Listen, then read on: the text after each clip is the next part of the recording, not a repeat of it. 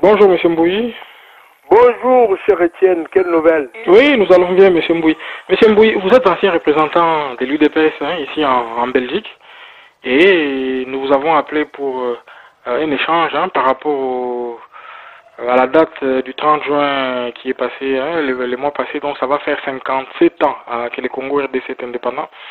Mais Monsieur Mbouyi, plusieurs observateurs, à l'occasion de la date, ils ont remarqué que après 57 ans, on a comme l'impression que les pays ne démarrent pas, il est nulle part. Quelle lecture vous avez par rapport à cette date du 57e anniversaire de l'indépendance du Congo-Kinshasa? Je commencerai d'abord par vous remercier d'avoir pensé à moi pour l'interview à cette occasion qui est une occasion historique pour notre pays et pour nous-mêmes les Congolais. Vous voulez savoir quelle serait mon opinion par rapport à l'état dans lequel se trouve notre pays depuis lors, c'est-à-dire depuis 57 ans. Et j'ai suivi l'interview que vous avez accordée à notre jeune frère du Canada, M. Ngandou, M. Kabongo, Dominique Kabongo. Dominique. Oui. Et ça m'a beaucoup plu, puisqu'il fallait quand même qu'on parle à cette occasion-là. J'ai suivi aussi le docteur Mukwege qui a fait une interview qui est passée dans les médias aussi internet à ce sujet-là. Mais il faut beaucoup, surtout l'élite congolaise doit pouvoir s'exprimer à cette occasion. Notre pays, après 57 ans, vous avez parlé de démarrage, mais il n'a jamais démarré. Au contraire, il recule dans la préhistoire. C'est comme si cette date-là, qui devait, comme tu l'as si bien dit, apporter le nivellement par le haut, a au contraire occasionné une marche arrière dramatique, tragique pour nos populations, comme si on voulait leur faire comprendre que cette date-là ne signifiait pas ce que eux ils ont pensé qu'il signifiait. Et il est malheureux que nous soyons dans cette situation qui est pire que celle d'avant, même Léopold II, qui est pire de celle qu'on rencontrait dans l'harmonie de nos institutions traditionnelles. Mais M. Mbouyi, certains parlent d'une indépendance qui serait nominale. Alors, on pourrait se poser la question, pourquoi l'homme congolais refuse-t-il de s'approprier cette indépendance et d'agir en créant un leadership qui va tirer les pays par le haut? Oui, mais justement, il ne refuse pas. Il ne refuse pas, mais il est rendu impuissant. Il est rendu impuissant d'abord par lui-même. Il doit d'abord sortir de cet état qui le bloque. Donc il doit passer de cap de ce traditionnalisme qui le bloque à épouser les valeurs universelles que jusque-là il manifeste au niveau local, mais qui doivent devenir nationales et universelles. Et il n'a jamais réussi à passer les caps de ce traditionnalisme vers le modernisme. Donc l'élite, même quand elle a fait des très grandes études, qu'est-ce qu'elle fait? Quand elle rentre dans la vie civile, elle retourne dans des pratiques qui montrent qu'il n'a pas saisi le positivisme, qu'il n'a pas saisi le rationalisme qui lui permettrait d'aller de l'avant. Mais M. Mbouyi, pendant longtemps, l'excuse qui était invoquée était celle de l'impréparation, parce que au moment de l'accession du Congo à l'indépendance, il n'existait pas assez, voilà, il n'y avait pas une base assez large. Il ne tient plus. Oui, mais il ne tient plus, Étienne. Il ne tient plus. Pourquoi? Puisque l'élite justement est totalement, je dirais, arc-boutée dans l'incapacité de passer les caps d'une société traditionnelle à une société moderne. C'est-à-dire l'élite n'est pas une élite modernisatrice. C'est une élite qui malheureusement, lorsqu'elle a fait des études supérieures, n'arrive pas à capitaliser ce rationalisme de la science à les capitaliser en politique. Une fois qu'il est en politique, elle retourne dans des pratiques archaïques. C'est justement ça le problème. Lorsqu'on nous dit que les problèmes de l'Afrique, c'est le problème des civilisations, ne nous énervons pas. Analysons la portée de ce qu'on nous dit. Qu'est-ce qu'on veut dire par là? On dit qu'il y a une mutation culturelle que nous devons porter. Nous devons passer nécessairement des considérations sociales totalement archaïques à la conception moderne de la chose publique. Mais nous en sommes incapables. C'est la raison pour laquelle tu vois, même les rassemblements qu'on a mis en place pour pouvoir préparer l'alternance, elle échoue.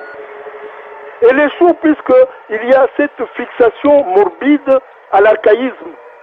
On n'arrive pas à passer au rationalisme, au positivisme, à accepter l'empire de la raison comme le maître de la modernité.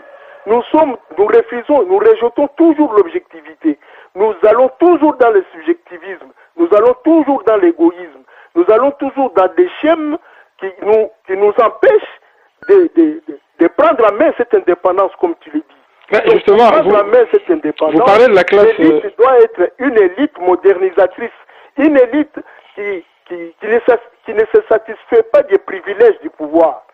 Qui se bat réellement pour que la population accède à ses droits fondamentaux de la manière la plus crédible et judicieuse qui soit. Tu vois? Mais M. Mbouyi, vous avez évoqué la classe politique actuelle. On a l'impression que l'histoire, vous avez cité les rassemblements, plusieurs disent que les rassemblements, ils nous ramènent à ce qu'on a à l'époque, il y a 20 ans, ce qu'on nommait l'Union sacrée de l'opposition radicale. Monsieur Mbouyi, on a comme l'impression que l'histoire se répète perpétuellement dans ce pays-là et que ceux qui parlent du changement, on a comme l'impression que les changements, c'est un concept qui est devenu anachronique. Non, mais je comprends. Je reviens à la même chose. Toi, tu évoques l'Union sacrée, mais moi j'étais là en 1960, à l'indépendance. J'ai vu les premiers politiciens congolais, j'avais 10 ans. C'était pareil. Mais la chance que nous avons aujourd'hui, c'est que ces leaders ne vont pas réveiller les velléités guerrières de leur tribu d'origine pour se mettre en guerre contre les autres. Mais les politiciens de 1960, quand il échouait dans les débats politiques, il retournait dans son village, il allait haranguer les foules de son village, il allait réveiller les instincts belliqueux de son village, et les gens se combattaient les uns les autres. Il y a eu 500 000 morts. Mais avant même l'assassinat de Lumumba, il y avait déjà des troubles interethniques, puisque les hommes politiques étaient totalement inféodés aux aspects matériels du pouvoir. Donc nous le voyons encore aujourd'hui. Vous dites que l'histoire se répète, mais l'histoire va se répéter tant que nous n'avons pas pris conscience que nous devons nous extraire de la société primitive. Nous devons sortir de la société primitive pour entrer dans la société moderne. Et c'est là il faut des hommes politiques qui ont compris cet enjeu-là et qui mènent une politique véritablement morale d'avant, une politique morale avant la politique matérielle, une politique morale et spirituelle avant la politique matérielle qu'on voit tous les jours. Aujourd'hui, tout le monde chez nous se bat pour être ministre. Tout le monde se bat pour être ministre, nous qui avons été dans l'UDPS. Mais nous avons manqué de faire le travail le plus important, former la population, acquérir cette lutte spirituelle, cette lutte d'esprit avant la lutte matérielle. Vous devez préparer la population à se prendre en charge. Il ne suffit pas de dire que prenez-vous en charge.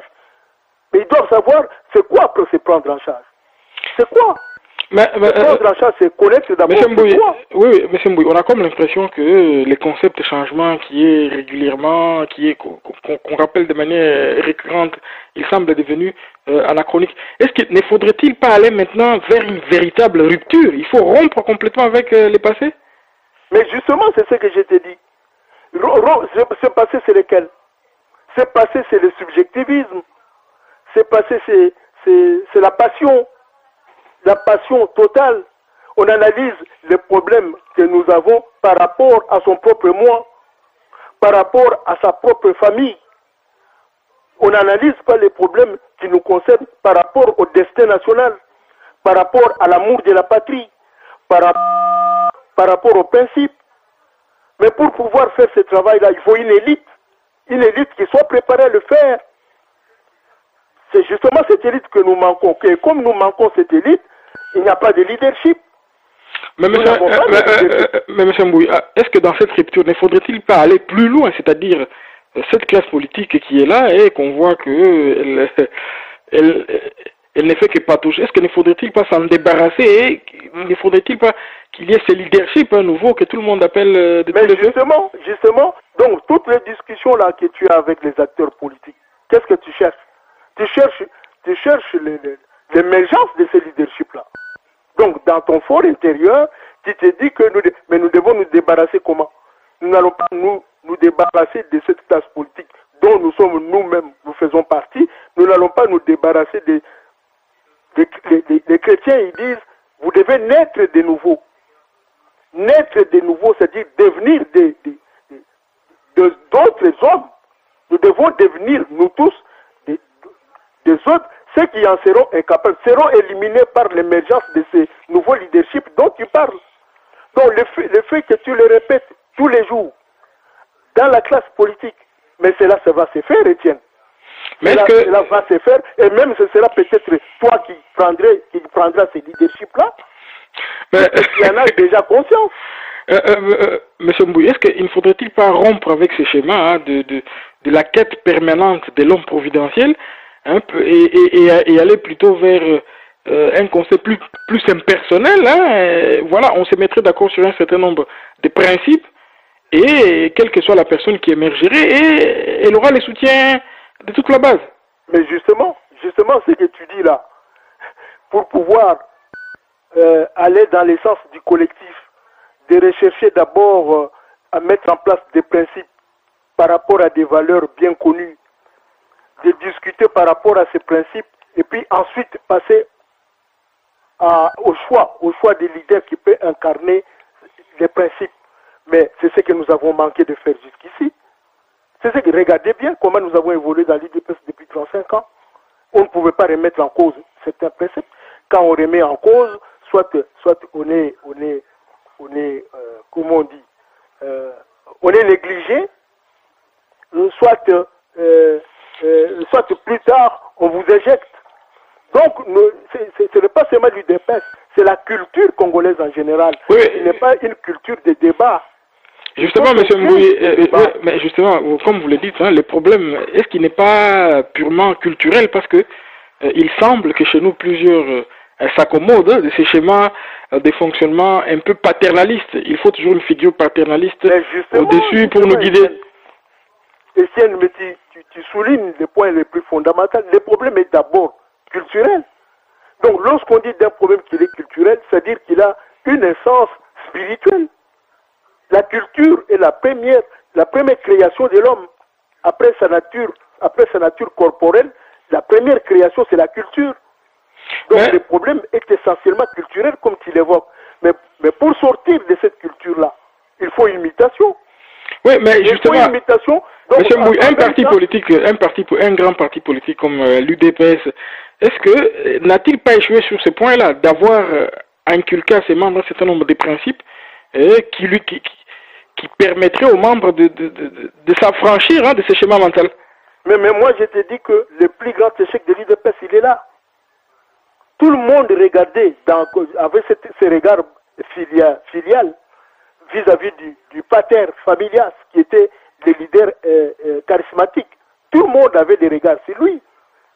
Mais les partis ont manqué de s'organiser, de s'implanter culturellement dans la société, d'apporter l'essentiel, c'est-à-dire la modification des schèmes culturels, pour préparer la population à passer d'étapes. Mais est-ce que les prenez-vous en charge? Moi, je crois même que je ne sais pas si les deux PES saura faire encore ce travail-là. Mais est-ce que l'expression prenez-vous en charge, ce n'était qu'un slogan ou bien une simple incantation? Mais je te dis que nous avons finalement fonctionné dans l'UDPS comme dans une secte religieuse. Il y avait comme des dogmes. il y avait comme des dogmes qui n'étaient pas expliqués, qu'on devait accepter comme ça, puisque le chef charismatique lui-même n'avait pas cet aspect de pédagogue. On ne peut pas le lui demander.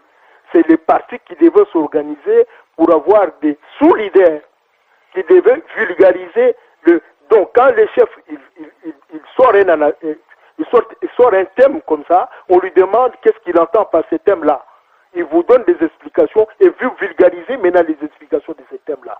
Et nous avons comme ça une série de thèmes sur 30 ans que le leader charismatique a lancé, qui sont restés comme ça, sans explication, et personne n'était là pour pouvoir les vulgariser. Tu comprends? Donc le parti ne s'est pas donné lui-même les moyens d'aller de l'avant. Pourquoi? Puisque lui-même était inextricablement lié par des schèmes du passé. Par des schèmes du passé. Donc c'est le travail qui doit être fait actuellement. Mais moi je ne les vois pas venir. C'est pour ça que je demandé... Mais M. Mbou, cette absence de culture du débat politique, hein, plusieurs commentateurs politiques congolais l'ont déjà dit, il semble... cette absence, elle semble exister dans plusieurs partis politiques. Pas seulement, même au-delà des partis politiques, on les voit dans certaines institutions regroupant de la société civile. Les modes de fonctionnement semblent être les mêmes, c'est les modes paternalistes. Est-ce que ce n'est pas, ne faudrait-il pas penser peut-être c'est après une génération qu'on verra ce changement, puisque ces problèmes ne semblent pas se limiter uniquement aux partis politiques, mais ça semble bien aller au-delà même jusqu'à la société civile. Mais tu l'as dit, quand tu dis que le problème est culturel, c'est-à-dire qu'il implique tous les aspects de la société, de nos communautés, tous les aspects, mais de toute l'Afrique, hein, j'ai dit, de toute l'Afrique. Regardez le président sud-africain actuel, regardez son comportement. Il a un comportement archaïque. Regardez. Mais il est dans l'État le plus puissant d'Afrique. Donc, comme tu l'as dit, il faut commencer. Donc c'est un problème de génération, mais qu'il faut commencer maintenant. Il faut déjà s'aimer les graines dans une terre fertile qui est là, qui est disponible. Il faut déjà s'aimer pour que dans une génération, on ait cette mutation-là. Mais nous ne s'aimons pas. Et regardez là, moi je prends seulement l'exemple du rassemblement. Donc, ils ont été incapables d'avoir un débat argumenté qui définit les critères de choix des dirigeants qui doivent assumer la transition avec Kabila. Ils sont venus avec un schéma prédéterminé, comme d'habitude, qui voulait imposer par de manœuvres, alors que c'est fini cette politique-là. Nous sommes à l'heure de débat. Internet même est là. Nous sommes à l'heure des débats, des discussions ouvertes. Ce n'est plus des cachotteries, ou ce n'est plus cette ère-là. Ça, c'est de l'obscurantisme. Il faut sortir de l'obscurantisme. Et la seule manière de sortir, c'est d'épouser les canaux de la modernité qui se trouvent dans le positivisme. Mais justement, puisque vous parlez du rassemblement, et on sait que l'UDPS joue un grand rôle, on a comme l'impression aujourd'hui que le régime de Kabila a totalement sclérosé ce qui reste de l'opposition, puisqu'elle est totalement empêtrée dans ses divisions. Est-ce qu'avec un peu de recul, est-ce qu'on ne peut pas dire que c'est un grand gâchis? Parce qu'à commencer par ici en Belgique, hein, où on le voit, l'opposition, l'activisme politique n'existe plus, hein, comme il y a 3 ou 4 ans. Non, mais Étienne, je te dis très franchement, nous nous sommes trompés. Nous nous sommes trompés lorsque nous disions que nous étions dans un parti démocratique. Puisque quand on parle d'un parti démocratique, on parle de lumière. C'est-à-dire que vous installez votre organisation sur les préceptes, sur les prémices même des lumières, des valeurs des lumières. Et ces valeurs-là excluent l'égoïsme politique. Ça doit être un parti démocratique, un parti ouvert au débat, un parti ouvert aux tendances, un parti ouvert à tout ce qui est positif pour le progrès de la nation. Mais nous avons été dans un parti qui finalement, moi je pense, qui a participé au gâchis général. Nous devons avoir le courage de faire cette autocritique pour pouvoir nous en sortir. Puisque si nous continuons à croire que nous étions dans quelque chose d'exceptionnel et nous n'allons jamais changer. Le changement dont tu parles là est d'abord humain, c'est d'abord des consciences. C'est une fois que nos consciences auront absorbé tous les chocs de notre échec, alors nous pouvons recréer quelque chose de nouveau. Mais ce que nous avons, dans laquelle nous avons évolué jusqu'ici, a échoué et nous devons en tirer les conséquences. Et nous refusons d'en tirer les conséquences. Nous voulons toujours reproduire ce passé-là. Et l'échec sera alors inéluctable. Voilà quoi. Monsieur Mouy, vous parlez de l'UDPS. Hein? L'UDPS a été très longtemps associé à la figure de son président, M. Etienne Tshisekedi. Ça, on ne peut pas le nier. Maintenant qu'Etienne Tshisekedi n'est plus, on a comme l'impression que voilà, tout s'effondre et que rien n'a été construit pour que qu'il y ait un concept, qu'il y ait une doctrine qui survive à l'homme providentiel. Oui, mais tout s'effondre parce que tout était lié à la personne d'Etienne Tshisekedi. Or, comme tu l'as si bien dit, une organisation ne peut aller très loin que lorsqu'elle est fondée sur des valeurs, mais lorsque le pouvoir est exercé de manière impersonnelle. Or, jusqu'ici au Congo, même lorsque ce pouvoir-là, de type impersonnel, est mis en place par des principes, la population elle-même pousse les leaders en question à tomber dans un leadership personnalisé. Donc, c'est là où les problèmes culturels émergent. C'est là où le problème culturel est visible. Donc, vous verrez que les gens eux-mêmes, ils ont un comportement d'idolâtrie. Et ce comportement d'idolâtrie amène le responsable politique à devenir comme un dieu, à se considérer comme un être exceptionnel qui a, lui, reçu une onction de l'Éternel pour le conduire quelque part. Et c'est un peu depuis 1960 qu'on l'observe dans l'espace politique congolais. Donc c'est l'élite elle-même qui doit dire carrément à la population que ce type d'attitude crée la tyrannie, que ce type d'attitude crée la dictature, que ce type d'attitude est problématique pour l'avènement de la démocratie. C'est l'élite elle-même qui doit pouvoir mettre ces germes-là en fonction. Mais malheureusement, nous sommes gagnés par les abus de pouvoir qui nous empêchent maintenant de nous voir tels que nous sommes et nous croyons que nous sommes des êtres exceptionnels. Et nous tombons maintenant dans ces gâchis-là que vous évoquez. Le gâchis, il est là, mais il s'internationalise. De regarder bien, tu verras que ce gâchis-là du Congo-là est en train de s'internationaliser. Voilà. Très bien, pour finir, que pensez-vous, sans sombrer dans le pessimisme, que pensez-vous de l'avenir du Congo? Parce que 57 ans, on a comme l'impression que, vous l'avez dit, nous avons plutôt reculé plutôt que d'avancer. Mon jeune frère, je te dis très franchement, aujourd'hui nous sommes dans la préhistoire. Nous avons même raté, nous sommes en train de perdre les rênes de l'histoire. Et il y a quelque chose de très important que je vais vous dire. L'acte fondateur, la loi fondamentale qui a créé le Congo en 1960 a son origine dans la loi fondamentale sur les structures du Congo promulguée le 19 mai 1960 en Belgique. Cette loi fondamentale a des dispositions particulières qui montrent que le Congo n'est pas réellement indépendant. Le Congo est toujours il a une autonomie interne, mais il n'a pas la souveraineté, c'est-à-dire qu'il n'a pas les derniers mots par rapport à la politique internationale. Et c'est dit très clairement dans les articles 47, 48 et 49 de cette loi-là.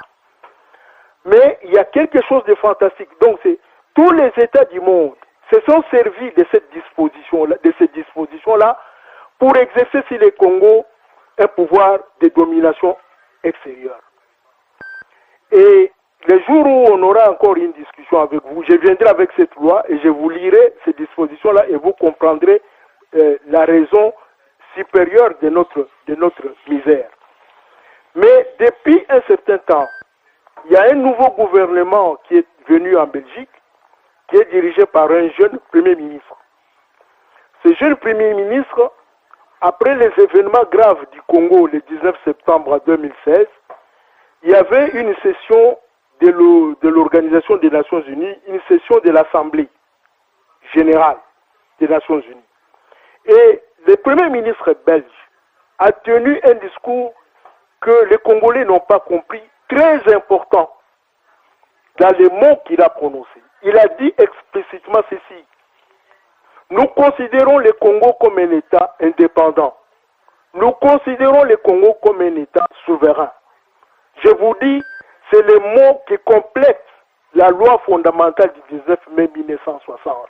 Et je te dis, l'élite congolaise n'est même pas au courant que le gouvernement belge actuel, à travers son Premier ministre, c'est-à-dire le Premier ministre du Royaume de Belgique, a abrogé les dispositions particulières de la loi fondamentale du 19 mai 1960. Cela veut dire quoi? Cela veut dire qu'il a abrogé la suprématie de la légitimité extérieure sur la légitimité intérieure qui prévaut au Congo depuis 57 ans. Donc c'est très très important que l'élite congolaise prenne connaissance de ce fait-là, puisque c'est un fait libérateur.